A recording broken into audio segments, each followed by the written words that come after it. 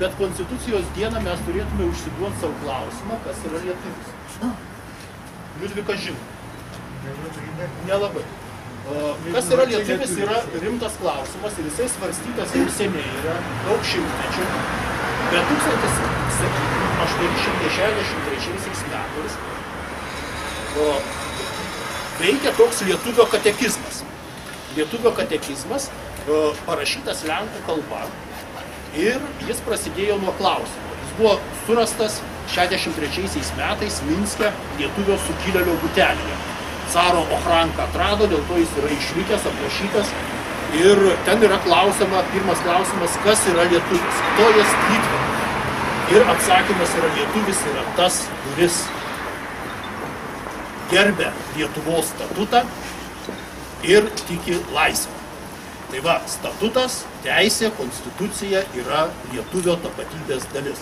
Lietuvis be statuto, lietuvis be konstitucijos nėra lietuvis. Štai dėl ko mes Konstitucijos dieną esame čionai, kai buvome ir pernai. Pernai per Konstitucijos dieną mes įteikėm 3 konstitucijas, vardinės konstitucijas, 3 labai aukštiem pareigūnam, norėdami, kad jie būtų tikri lietuviai. Gediminui Grinai, Romualdui Vaišnurui ir Aidžiui Meželiui vardinės konstitucijas čia palikom, visi pasirašę. Ir tikėjomės, kad tie mūsų bendrapiliečiai iš tikrųjų bus geri lietuviai. Ir ta konstitucija remsis, ją perskaitys ir pagal ją gyvens. Bet štai praėjo metai ir mes matom, kad tos konstitucijos liko neperskaitytos, neišmoktos arba atmestinai perskaitytos, nes ir Gatajevo istorija tęsiasi, ir Kusaitės byla tęsiasi, ir žmonių sekimai tęsiasi, ir mūsų Seimo nariai kartu su buvusia Seimo pirmininkė Irena Degutienė labai saugiai jaučiasi. Taigi, Valstybės saugumo departamento pareigūnai nėra iki galo konstitucijos perskaitę. Dėl to po metų mes tęsėme gražią lietuvių liaudies tradiciją skaityti konstituciją ir minėti Konstitucijos dieną prie Valstybės saugumo departamento. Mes skelbėme viešai, kad laukiam čia ir aukštųjų pareigūnų, kuriems konstitucijas padovanojom, jie turi vardinius egzempliorius ir gali iš jų skaityti. Bet sutarėm taip, kad turim pakilą, turim aukštą pakilą ir čia visi pasilipėję atsistoję, skaitom mums svarbius konstitucijos straipsnius, tikėdamėsi, kad gal ir aukštieji VSD pareigūnai, mūsų prezidentės skirti, taip pat prie mūsų prisijungs ir tuos svarbius konstitucijos straipsnius skaitys. Kadangi tai yra menininko akcija, o didžiausias menininkas greta Joanos yra Liudvikas, rašytojas, publicistas, dramaturgas, viešojo gyvenimo komentatorius. Liudvikai, pradėjome. Ačiū Dariau už tokią išsamią prakalbą. Man tuo lengviau bus skaityti šią konstituciją, kadangi jau mes žinome, kas yra lietuvis. Ir kad lietuvis šitą tekstą turėtų įsikalti savo į galvą ir pažadintas iš miego, bet kurį straipsnį galėtų atvošti atmintinai.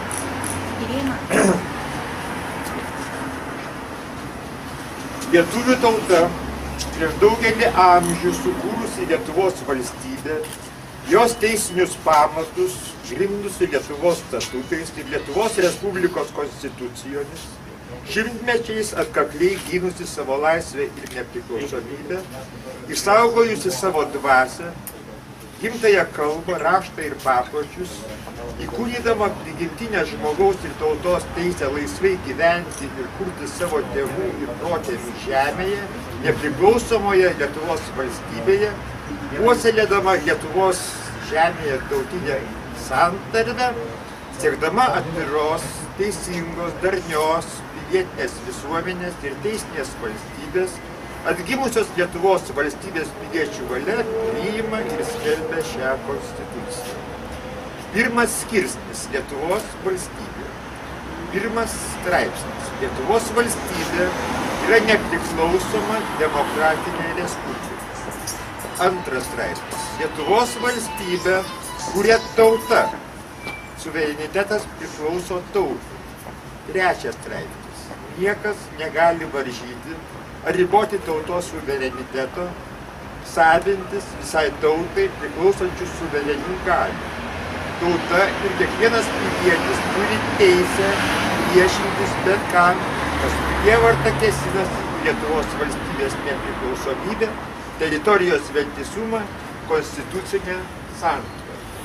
Gyvenę perduodu Joanui. Seimo nariui Nagliui Puteikiui yra du labai svarbus straipsniai, skelbtini iš jo lūpų.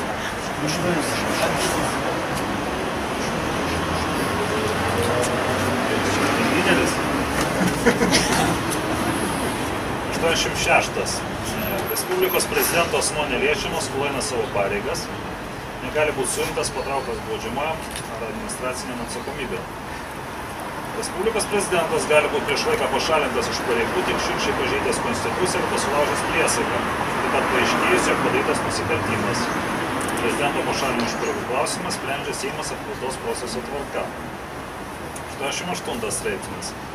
Prezidento įgaliojimai nutrūksta, kai pirma, pasibaigė laikas, kuriam jis buvo išrinktas, antra, įvyksta pirmalaikiai prezidento rinkimai, trečia, atsistatydina iš pareigų, ketvirta, prezidentas miršta, penkta, Seimas jį pašalina iš pareigų apkaltos proceso tvarka ir šešta, Seimas atsižvelgdamas į Konstitucinio teismo išvadą ir penktadalio visų Seimo narių balsų dauguma priima nutarimą, kurio konstatuojama, kad Respublikos prezidento sveikatos būklė neleidžia eiti savo pareigų.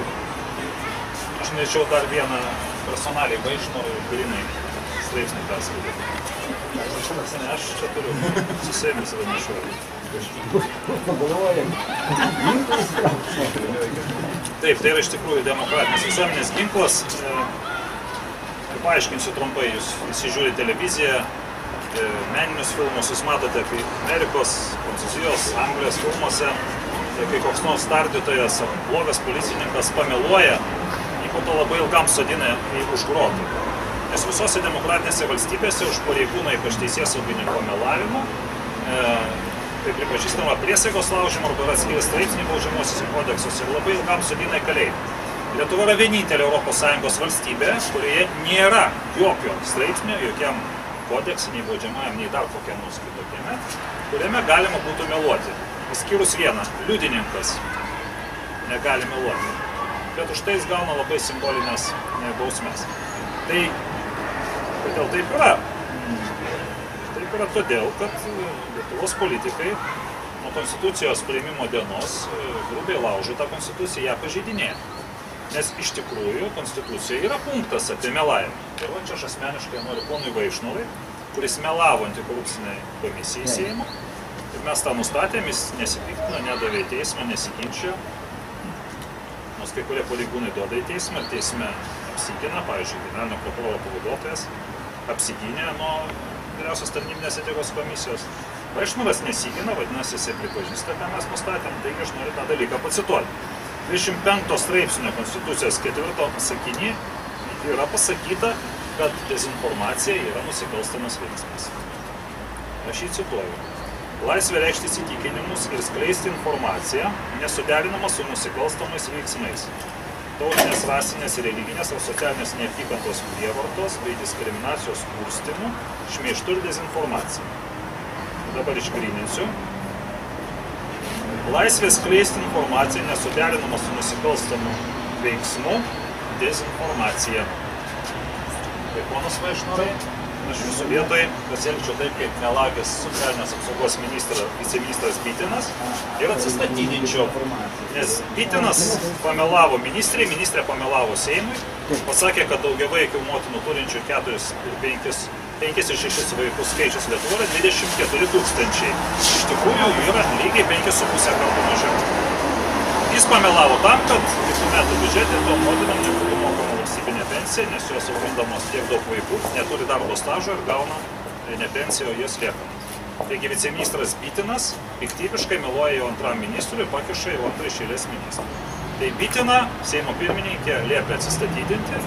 Tiesa, jis pareiškimo neparašė, bet įstatymai leidžia politikam atleisti politinio pasitikėjimo tarnautojus be jų pareiškimų. Taigi, ponas Vaišnorai, kadangi jūsų Seimo pirmininkė kur kas dar nekviečia, aš siūlau nelaukti šito momento ir pačiam atsistatydinti, dėl to, kad jūs sulaužėte priesaiką, jūs kaip pareigūnas prisiekėt laikytis konstitucijos ir štai 25 straipsnio 4 sakinį jūs pernai meluodamas antikorupcijos komisijai sulaužėte. 47 straipsnis. Lietuvos Respublikai išimtinė nuosavybės teisė priklauso žemės gelmės, taip pat valstybinės reikšmės vidaus vandenys, miškai, parkai, keliai, istorijos, archeologijos ir kultūros objektai. Lietuvos Respublikai priklauso išimtinės teisės į oro erdvę ir šios teritorijos, jos kontinentų šelfą bei ekonominę zoną Baltijos jūroje. Žemė, vidaus vandenys ir miškus įsigyti nuosavybėn Lietuvos Respublikoje užsienio subjektai gali pagal konstitucinį įstatymą. Žemės sklypai, nuosavybės teisė, įstatymų nustatyta tvarka ir sąlygomis gali priklausyti užsienio valstybei, jos diplomatinėms ir konsulinėms įstaigoms įkurti. Viskas. Ne, čia yra ne viskas. Nes būtent šitos dvi pataisos, kurios buvo priimtos. Paskutinė pataisa berods buvo priimta 2003 metais. 2003 metais jinai buvo paskelbta Lietuvos žiniose, o Seimas balsavo už tą pataisą 2001 metais ir aš turiu pavardę Seimo narių, kurie didžiulę daugumą nubalsavo. Tai buvo praktiškai socdemų ir krikščionių, ir socdemų ir konservatorių krikščionių, tada dar nebuvo susijungę, man atrodo, balsais. Kiek prisimenu, prieš šitą pataisą labai keistas dalykas. Balsavo Buškevičius, balsavo Tomaševskis susilaikė, tiesą pasakius, ir balsavo Veselka. Štai piliečiai, kurie pasisakė prieš šitas pataisas, dėl ko šiandien rengiamas referendumas. Štai jums ir piragai. Ar Pronskus ir Klumbys? Taip. Klumbys ir kas dar? Pronskus. Pronskus, taip. Tai tikri lietuviai dar kviečiam, prašom. Galima antrą kartą. Žinoma. Aš dabar neskaitysiu konstitucijos, aš noriu vėlgi kreiptis į saugumo vadovus. Paskelbtas skaičius kitų metų biudžete, matyta labai daug milijonų jūsų darbuotojų algų. Aš paskaičiavau, kad jeigu vidutiniškai vienas saugumietis gauna 5000 ant popieriaus, tai jų turėtų būti 700-800 per visą Lietuvą. Tai aš noriu paklausti, ar yra dar ES valstybė, kuri absoliučią daugumą saugumo darbuotojų skiria ne išorės priešų paieškai, o persikėti visuomenininkam, oponuojančiam valdžio organizacijom arba partijom, kurios kritikuoja dabartinės biudžetinės partijos. Arba persikėtom partijom, kurios negauna biudžeto finansavimą ir kritikuoja biudžetinės partijos. Tai ponai valdovai saugumo. Ar, taip sakant, kokio jūs įstaigai gavote tokius nurodymus? Beveik visas išteklius skirti vidaus priešų paieškai. Pirmas straipsnis. Lietuvos valstybė yra nepriklausoma demokratinė respublika. Čia pakartojimui dabar ypatingais įsiminimais. Lietuvos valstybė kūrė tauta. Suverenitetas priklauso tautai. Trečias straipsnis. Niekas negali varžyti ar riboti tautos suvereniteto, savintis visai tautai priklausančių suverenių galių. Tauta ir kiekvienas pilietis turi teisę priešintis bet kam, kas prievarta kėsinasi į Lietuvos valstybės nepriklausomybę, teritorinį vientisumą, konstitucinę santvarką. 8 straipsnis. Valstybinės valdžios ir jos institucijos užgrobimo smurtų laikomi antikonstituciniais veiksmais yra neteisėti ir negalioja.